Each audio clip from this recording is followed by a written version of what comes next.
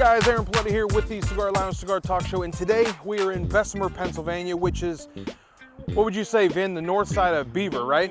North side of Beaver, Bessemer, Pennsylvania. We are at the Cigar Vault. Now, the Cigar Vault is interesting because this is actually an old bank, and they converted the vault inside into a humidor, which we've already been inside to see. Is fantastic, but it is freezing because it is January. Happy New Year to everybody. Let's head inside and smoke some cigars.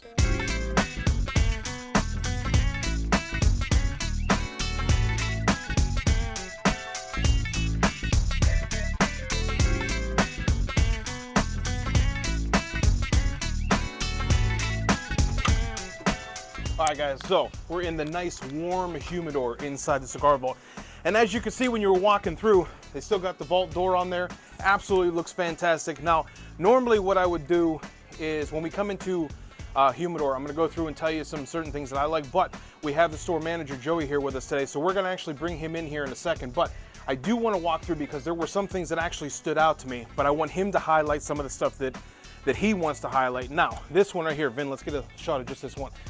This went number 2, I believe, last year, not this past year, the year before that. This cigar is actually fantastic, the Monte Cristo 1935. That thing was amazing.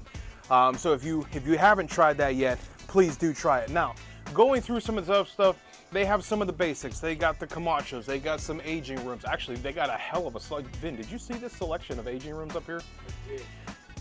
I mean, about picking up a few of them because I haven't seen. And we already bought some stuff too, which actually I want to work my way over here. But they do have a nice section of Olivas, which, you know, you can't go wrong with Olivas. This is interesting though. These Espadas, and I didn't actually see this on the first run. I want to actually come back in here later, Vin, and grab one of these. Now these Monte Cristo Espada right here, these ones are fantastic. These are the 6x50s. I keep those in my humidor, but they have other sizes, just not a fan of them. We completely bypass this section here because acid, yuck. Now, when you get over here, they have stuff that not a lot of other stores have. They do carry some Opuses, some Fuentes like that most stores don't really stock up on because you gotta sell enough Fuente products to get the Opuses. Me and Vin actually bought the rare Opus sampler, which I'm kicking myself for buying now. 150 bucks for that, but you know Fuente is worth absolutely every penny. They got a good selection of LFDs here. Wow, they actually got some Perdomas that I've never tried. What is this one? That's a different kind of 20th. I don't remember trying that one before. You tried that one yet? I ain't tried that one yet. Anyway, so moving through, they got some, you know, they honestly got a lot of boutique stuff here that I have just never heard of before. Although they do have a good selection of AJ Fernandez, the New Worlds, more flavored Tabacs. They do have some Plasencias, that's good. Some of these is actually Joey's gonna touch on here. Some Leafs by Oscar down there, a huge section of Ashtons. Now bring that camera here, Vin. Mr. Corolla, who you guys already saw his episode, had a box of these stored up for 10 years, I think, maybe a little over 10 years. Nothing but a fruit basket. I'm telling you, blueberries, blackberries, raspberries, cranberries, you name it, it was in it. This thing was, if you ever come across these Ashton ESGs, put them up for 10 years and then smoke them and tell me what you think of them. Now, moving on down here after Vinny wants to zoom in on that. Got some Undercrowns over here. Those are pretty tasty. Some Punches, got some CAOs. So all in all, I mean, there is just one hell of a selection in here, and I think the amount of the boutique cigars that they hold here is just amazing. So what I'm gonna do is I'm gonna go grab Joey. We're gonna come back in here, and I want him to highlight some of the things that they're actually known for, because honestly, there's not a lot around. And in so far in the time, we've been here, 15 minutes? So far, worth the 40-minute drive to get here. Let me go grab Joey.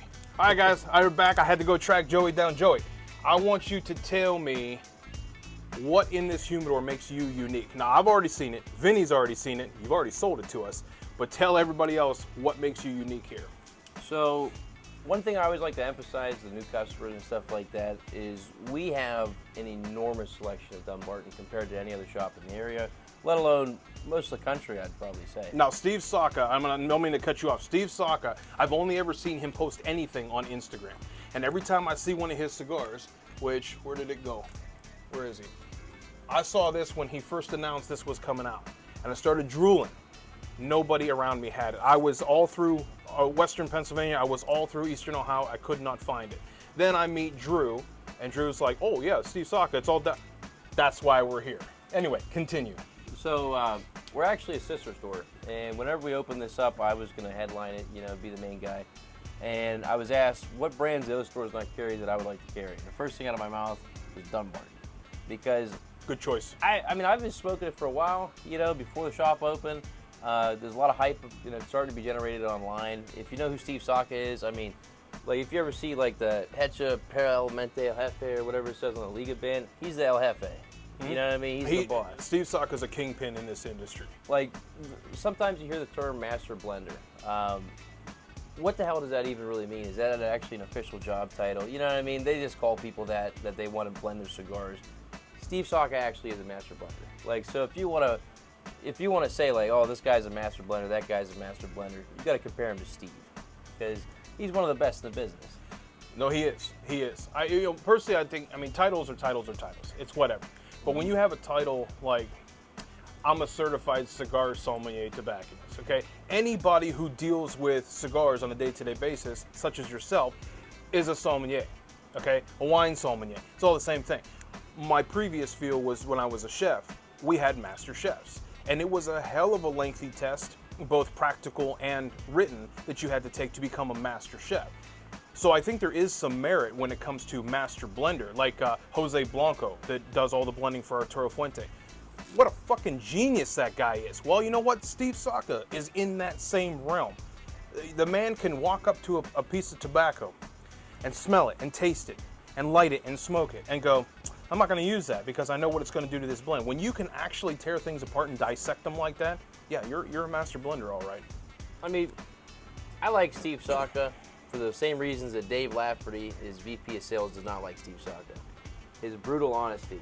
I mean, Steve, he says what's on his mind. He says how it is. They got to do a lot of PR to cover up Steve, but he's a guy, he's the Deus Ex Machina in his own cigars. But I'm the same way.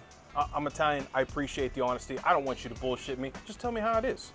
Exactly. I mean, he even asked before we get in here, like, what language is this show? This show is whatever we want to say. We don't give a shit. If you're offended, turn it off. I don't want you watching anyway. But, I don't want to screw up the ratings. No, there ain't no ratings, dude. We ain't sponsored. We just do it because we love cigars and we love to do this show. That's why we do it. But aside from Steve Saka, is there anything else that you want to highlight? Because, yeah, it was a bit of a drive for us to come here. But for someone who's looking around going, I can't find those, we want them to be able to know where you can come to grab them. I mean, of course, there's always going to be like your most favorites in the cigar game. I do have a pretty decent selection of Liga.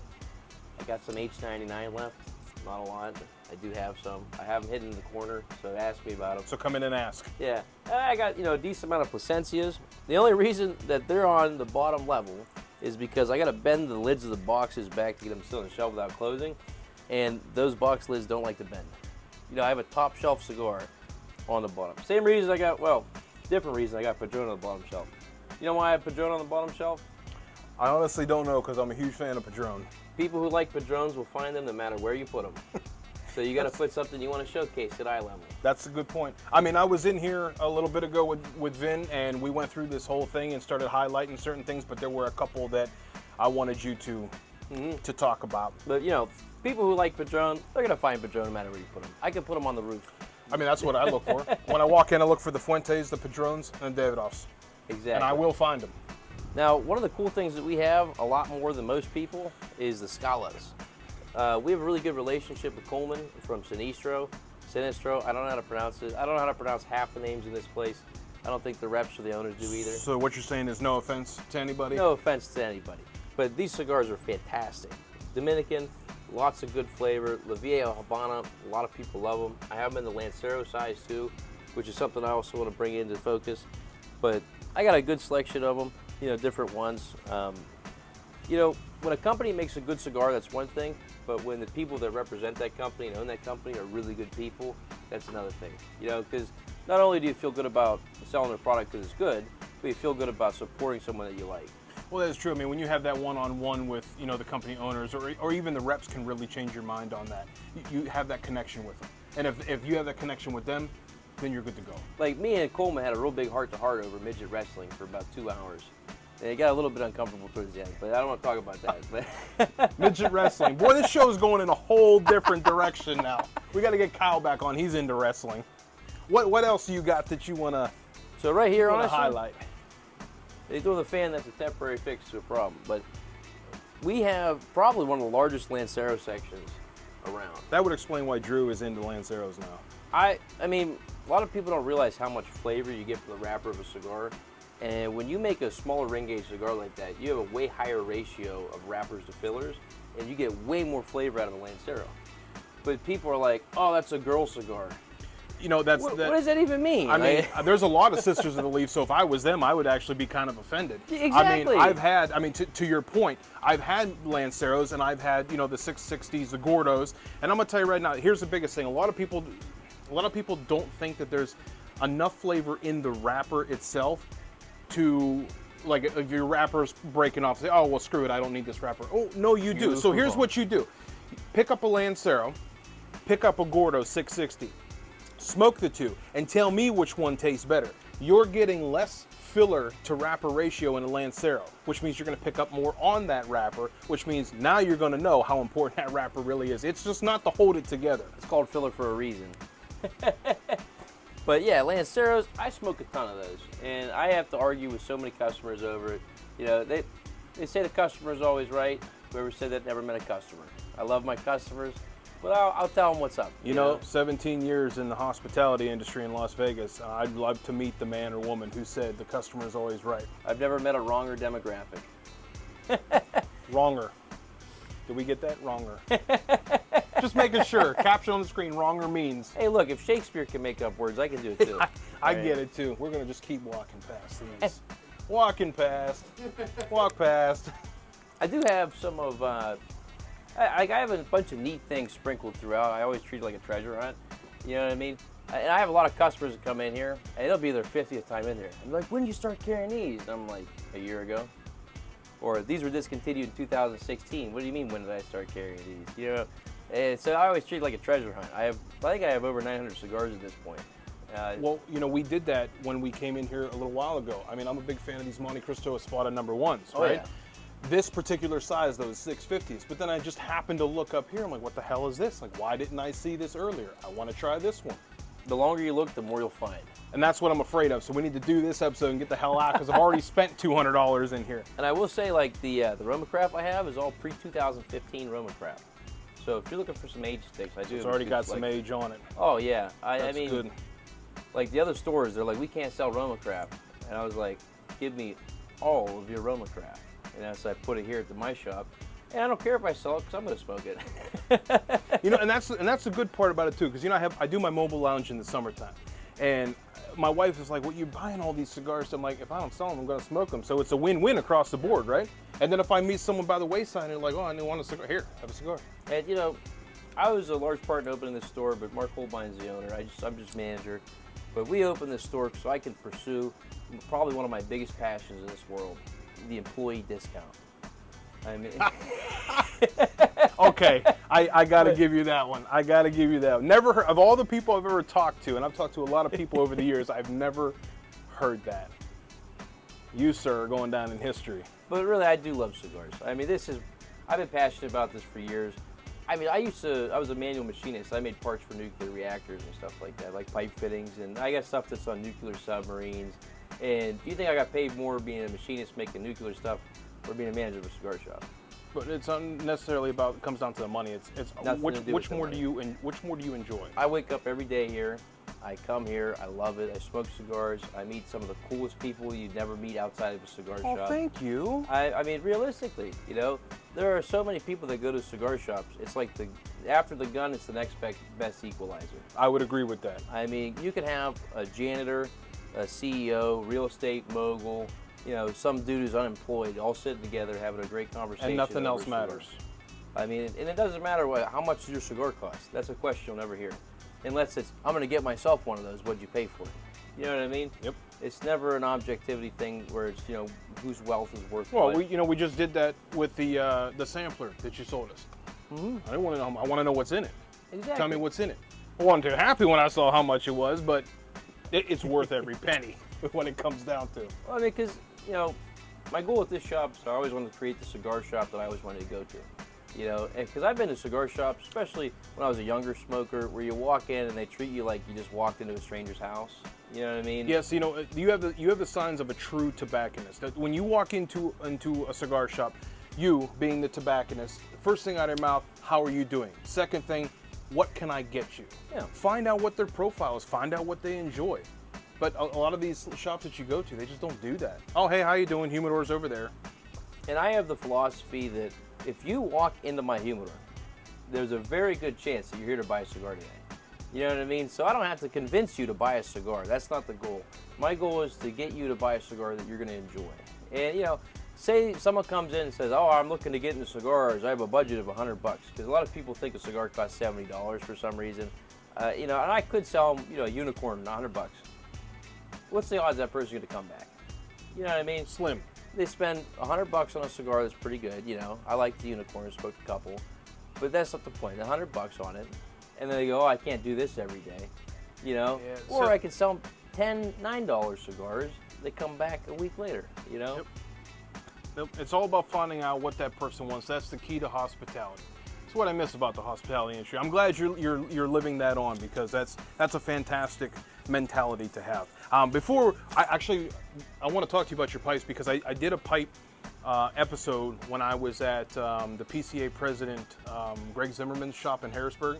He had a pipe savant in there. His name was Jim, and he broke down pipes. And if you haven't watched that episode, I'll send it to you afterwards. But Which shop is that? it's called the Tobacco Company Cigars. I think if I know Jim. I probably don't. I'll send you the episode so you can see it. But Premium Cigar Association president, I mean, Greg was just fantastic, but Jim went into depth on the pipes. And you got a bunch of pipes, so I hope you know some, because I'm going to be asking you about these. But I do want to ask you about these. The NVs. Before we go out there, Vinny, come grab some footage of this here. Explain these real quick. I got, you know, LCAs, I got All Saints cigars, rep by a good friend of ours, Mike King, good cigars. Got the Devil's Hand, the Espelec Ferreras, but then on the bottom, another case point like Plasencias. I don't want to ruin those boxes. Get you. Those boxes can actually be reused as humidors, and they were really expensive for the factory to make compared to most boxes. But these are the Sinistro NVs. They release them one time a year. We are one of 30 shops in the world allowed to sell those cigars. Sorry, did you say the world? Yes. That's what I thought you said. One of 30 shops. They only made 180 of each boxes, a 10-year-old wrapper on those cigars. They are one of the most transformative cigars I've ever smoked. Okay, so that's a bit insane. I just bought a box of the Numerifels, the Richards that came out, and the Grand Resort over in Warren, Ohio is one of 100 stores worldwide that actually got that particular cigar. You're one of 30 in the world. Well, let's do the math here. So if you're watching this episode, hopefully you get down here in time to get some, because that's insane. I have another box of each. But Okay, so not so much of a rush now. After that, they're gone.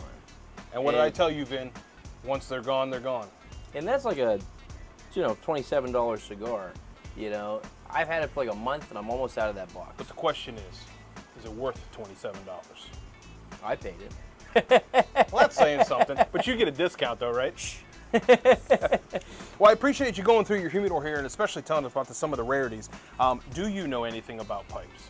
I know not as much as I know about cigars. Cigars are my true passion. I smoke a pipe. I know enough to sell a pipe and how to get people the pipe in their hands, how to show them how to use it.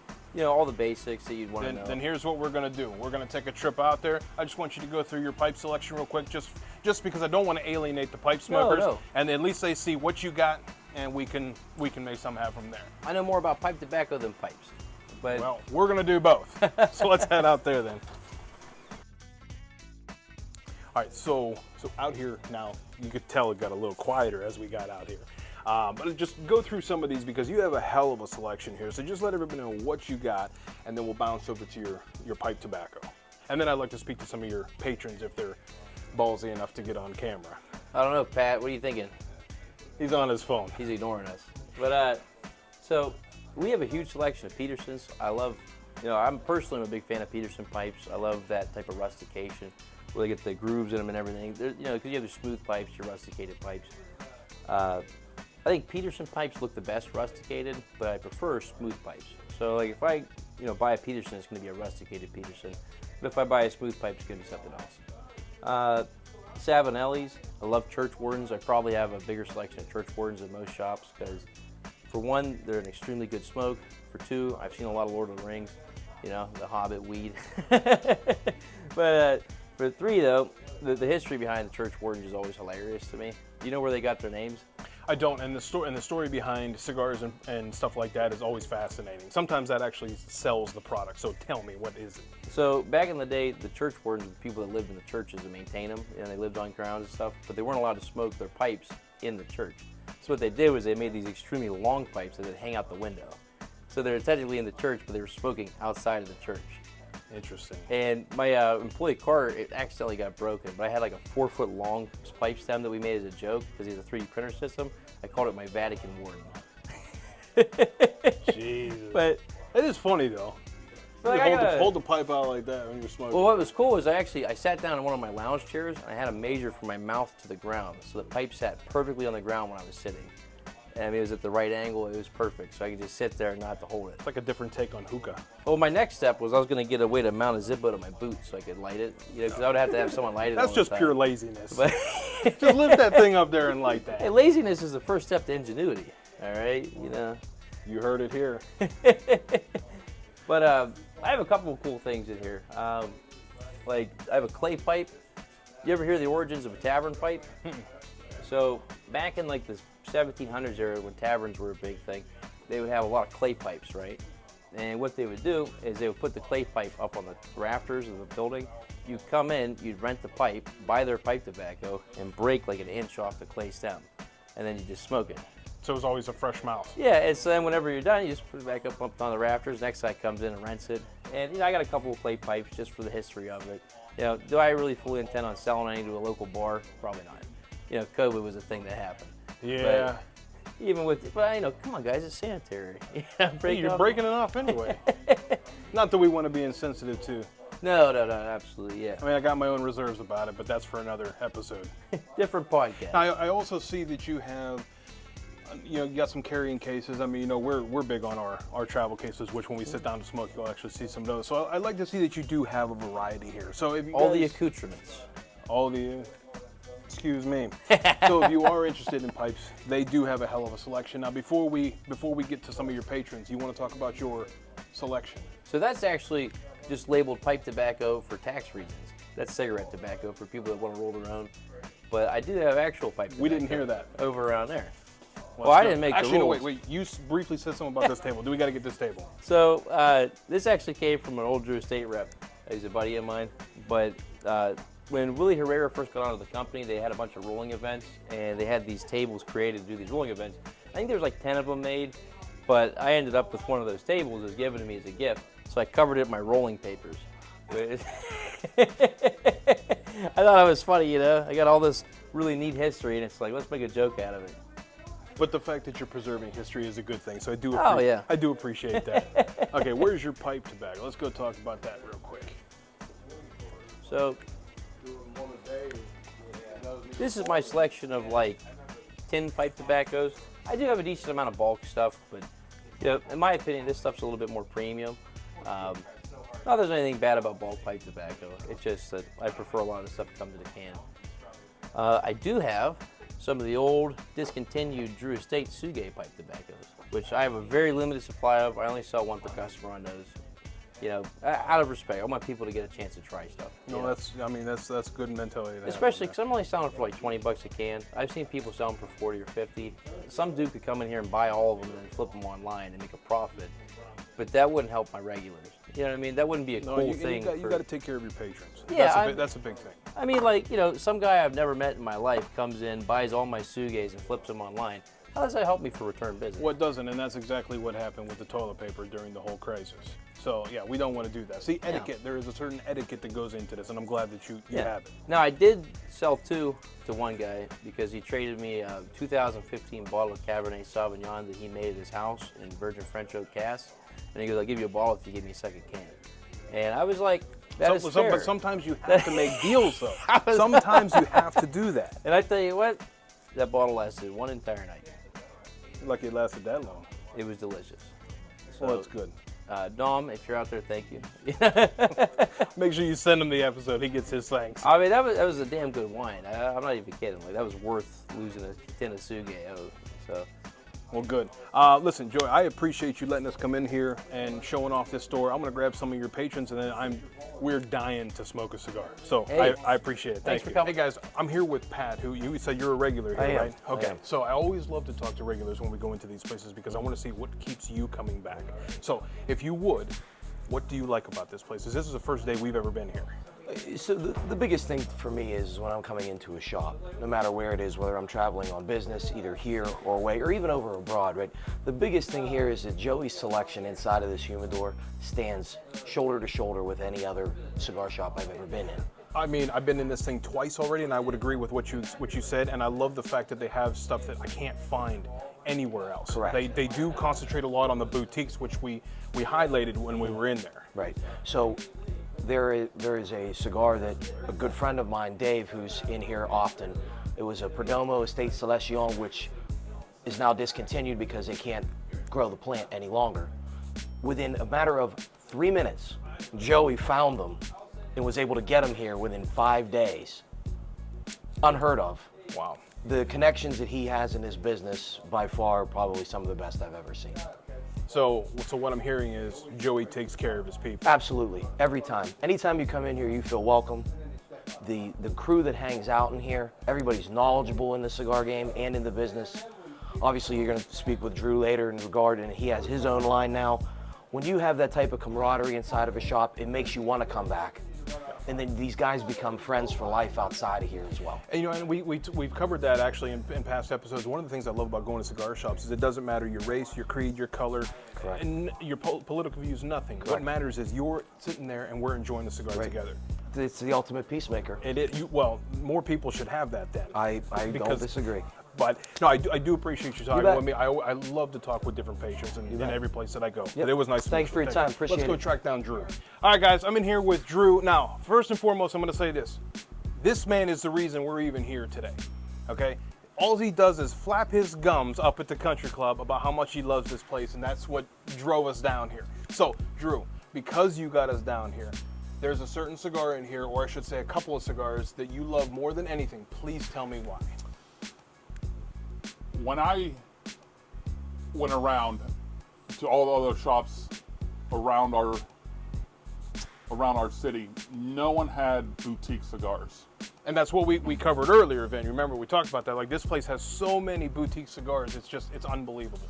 I follow a lot of other people, a lot of other shops around the country, and one thing that came around I always heard was Dunbarton Tobacco and Trust. And the only way you could get them was by buying a box online or something like this. This guy made a point as soon as he opened this place. The first people he wanted to place was Dunbarton Tobacco and Trust. And the guy, Steve Saka, who makes all these cigars, blends all these cigars, is the epitome of what the quality and flavor of a cigar that should be. And I fell in love with these Sin Compromisos. They're one of my favorite cigars of all time. These are the ones we bought earlier. Well, that's fantastic. I mean, I'm glad you actually told me about this because I have been trying. I mean, like you, I've been trying to track these things down. I just didn't want to buy a box of them because, like, what if I don't like them? Exactly. Now I'm stuck with an entire box, and it happens. I don't care who makes them. Sometimes you just don't like the cigar.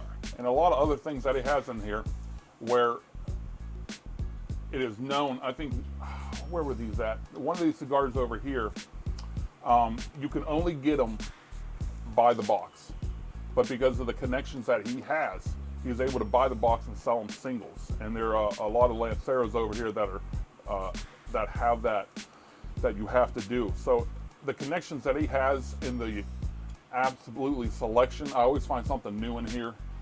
So I've been able to broaden my horizons. Yeah, that's what he said earlier, that he always likes to hide. Didn't he say that? He likes to hide something in here. It's like a treasure hunt every Yes, time you come in. most definitely.